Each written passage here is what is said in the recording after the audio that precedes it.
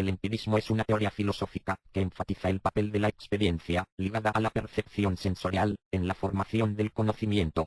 Para el empirismo más extremo, la experiencia es la base de todo conocimiento, no solo en cuanto a su origen sino también en cuanto a su contenido. Se parte del mundo sensible para formar los conceptos, y estos encuentran en lo sensible su justificación y su limitación. El término empirismo proviene del griego, cuya traducción al latín es experiencia, de donde deriva la palabra experiencia. El empirismo, bajo ese nombre, surge en la Edad Moderna como fruto maduro de una tendencia filosófica que se desarrolla sobre todo en el Reino Unido desde la Baja Edad Media. Suele considerarse en contraposición al llamado racionalismo, más característico de la filosofía continental. Hoy en día la oposición empirismo-racionalismo, como la distinción analítico-sintético, no suele entenderse de un modo tajante, como lo fue en tiempos anteriores, y más bien una otra postura obedece a cuestiones metodológicas y heurísticas o de actitudes vitales más que a principios filosóficos fundamentales. Respecto del problema de los universales, los empiristas suelen simpatizar y continuar con la crítica nominalista iniciada en la Baja Edad Media. En la antigüedad clásica, lo empírico se refería al conocimiento que los médicos, arquitectos, artistas y artesanos en general obtenían a través de su experiencia dirigida hacia lo útil y técnico, en contraposición al conocimiento teórico concebido como contemplación de la verdad al margen de cualquier utilidad. Historia, editar. Antiguas formas de empirismo incluyen las labores epistemológicas de Buda en Oriente. 2. Sin embargo, aquí se considera la evolución de las actitudes filosóficas occidentales. Edad antigua, editar. En la antigüedad clásica existía una clara separación entre el conocimiento por la experiencia y su resultado, la técnica y el trabajo productivo, lo que se ha entendido históricamente como artes y oficios. 3. El ideal del conocimiento teórico, que comprende dos ámbitos. La ciencia, entendida esta como un conocimiento universal y necesario, trata del saber de las últimas causas y de los primeros principios, lo que hoy se entendería como el fundamento de la realidad. La metafísica. 4. La praxis, como ideal del conocimiento práctico. 5, que dirige la acción hacia el logro del bien y la felicidad, que a su vez se desenvuelve en dos ámbitos: la consecución del bien individual, la felicidad como ética; la consecución del bien común social, la política. En la antigüedad clásica el conocimiento teórico y práctico, como saber universal y necesario, ideal del saber, es independiente de la experiencia. 6, y constituye la sabiduría. La máxima expresión como conocimiento de la verdad, como ciencia, es la metafísica. 7, y el modelo ideal de vida el más cercano posible a la felicidad, como ética, constituyen el ideal del sabio. Esta separación del conocimiento y la acción práctica respecto a la producción de bienes materiales responde a una tradición aristocrática y guerrera de la nobleza o clase dominante. Las artes y los oficios eran propios de esclavos o comerciantes, pero la sabiduría, filosofía, era lo propio de la nobleza y de los hombres libres. 8. En la Atenas clásica ya apareció una doble actitud de pensamiento, que se va a mantener a lo largo de toda la historia de la filosofía en Occidente y que hoy caracterizamos básicamente como racionalismo y empirismo. En realidad responden a dos actitudes y modos de concebir la función del pensamiento y el sentido de la vida. Los primeros en mantener una actitud claramente empirista fueron los sofistas, quienes negaron las especulaciones racionalistas sobre el mundo natural común a sus predecesores, presocráticos y griega, sobre todo, Platón. Por el contrario se preocuparon en tan relativas entidades como el hombre y la sociedad. 9-10 El valor de la verdad queda restringido al valor concreto de la experiencia y el ejercicio del poder, bien sea individual, moral o social, política. Este empirismo se interesa por la retórica en el dominio del lenguaje como instrumento esencial para la vida política ateniense y el ejercicio del poder. 11. Aristóteles, editar. Aristóteles proclamó la importancia de la inducción basada en la experiencia. Tal vez sea Aristóteles quien mejor expresó el valor del conocimiento de la experiencia, por más que lo considerara sometido al supremo valor de lo teórico.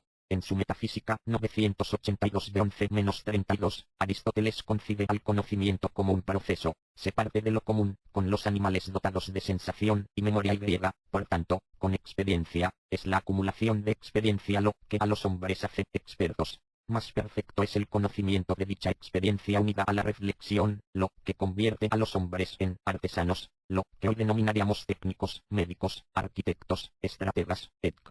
La perfección de la función racional humana se manifiesta en la suprema facultad de elevarse a los fundamentos de dichos conocimientos a través de las causas hasta los primeros principios. Es en esto en lo que el hombre se asemeja a los dioses, el saber de una ciencia primera, entendida hasta el siglo XVIII como metafísica. Esto solo es posible en la medida en que una sociedad tiene asegurados los bienes materiales, y, por tanto, puede dedicar a los hombres libres a la inutilidad del pensamiento en búsqueda de la verdad de la ciencia. 12.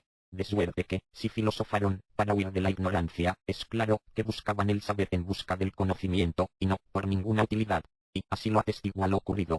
Pues esta disciplina comenzó a buscarse cuando ya existían casi todas las cosas necesarias y las relativas al descanso y al ornato de la vida. Es, pues, evidente que no la buscamos por ninguna utilidad, sino que así como llamamos hombre libre al que es para sí mismo y no para otro, así consideramos a esta como la única ciencia libre, pues esta sola es para sí misma. Por eso también su posesión podría, con justicia, ser considerada impropia del hombre, pues la naturaleza humana es esclava en muchos aspectos, de suerte que, según Simónides, solo un dios puede tener tal privilegio, aunque es indigno de un varón buscar la ciencia a él proporcionada. Aristóteles, Metafísica, 982 b 11-32. Aristóteles es propiamente un filósofo de tipo racionalista, como no podía ser menos en un discípulo aventajado de Platón. Admite un conocimiento metafísico del ente en cuanto tal, es el fundador de un sistema lógico que garantiza que, si se parte de verdades y se razona correctamente, se llegará a nuevas verdades. 1.3, tal como define la forma argumentativa, por excelencia, el silogismo, partiendo de la capacidad del entendimiento para llegar al conocimiento verdadero e intuitivo de los principios y la intuición de las esencias como formas sustanciales de las cosas. Sin embargo, Aristóteles también es el primero que reflexiona sobre el valor del conocimiento por la experiencia y los razonamientos inductivos, es decir, al conocimiento científico como observación de la naturaleza, biología, medicina, etc. 14. Helenismo greco-romano, editar. La influencia de los artesanos en la elaboración de teorías, o mejor dicho normas generales, más o menos científicas, para la práctica de la construcción, la agricultura, la navegación, la medicina, etc., siempre estuvo presente, sobre todo en el helenismo, Alejandría y durante el Imperio Romano, donde las artes tuvieron una importancia enorme en las construcciones civiles, no solo en las ciudades, sino en la construcción de carreteras, puentes y obras hidráulicas. Hipócrates de Cos, siglo V.A.C., pasa por ser el padre de la medicina, por el cambio de orientación que hasta entonces tenía la tradición sobre todo egipcia, ligada a la magia y a lo sagrado. Es el primero que elabora una teoría general sobre lo que es la salud y la enfermedad en relación con un concepto determinado de hombre. Son nombres relevantes de la cultura clásica, además de los citados. Arquímedes, siglo III a.C., un auténtico teórico y práctico de la lógica empírica. 1.5 Vitruvio, siglo a.C., el primero en hacer un tratado de arquitectura y urbanismo, y en medicina Galeno, siglo II d.C., los conceptos y la experiencia, editar. Epicuro, siglo IV a.C., fue el filósofo griego fundador del epicureísmo. Los griegos separaron el conocimiento de la razón, que conoce por conceptos aplicables a multitud de objetos como conocimiento universal, del mero conocimiento de la experiencia, que conoce por los sentidos únicamente lo individual y concreto. Como se entienda qué son los conceptos y su relación con lo sensible, y ambos en su relación con la realidad, es el fundamento de estas dos actitudes que consideramos los antecedentes del racionalismo y el empirismo. En la medida en que tales conceptos representan la esencia inmutable de las cosas, las formas de la sustancia, el conocimiento adquiere un sentido universal y necesario, y por ello es un conocimiento objetivo y hace posible el conocimiento científico. Tal es el fundamento de la actitud racionalista. El lenguaje, entonces, en la medida en que es capaz de representar los conceptos como verdaderos en un lenguaje apofántico, como decía Aristóteles, manifiesta en su contenido fielmente la realidad como verdad.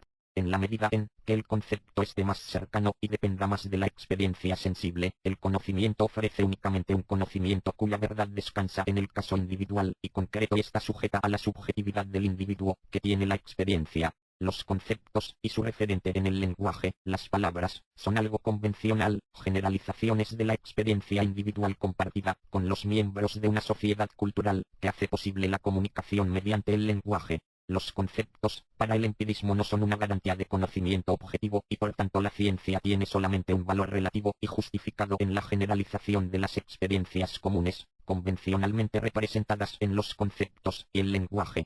El hombre es la medida de todas las cosas, es la frase que viene a resumir esta tendencia. Se atribuye a Protágoras, uno de los notables sofistas, con quien Sócrates, Platón, sostiene controversia. Nombre que queda históricamente consagrado por dar título a uno de los más conocidos diálogos de Platón. 16.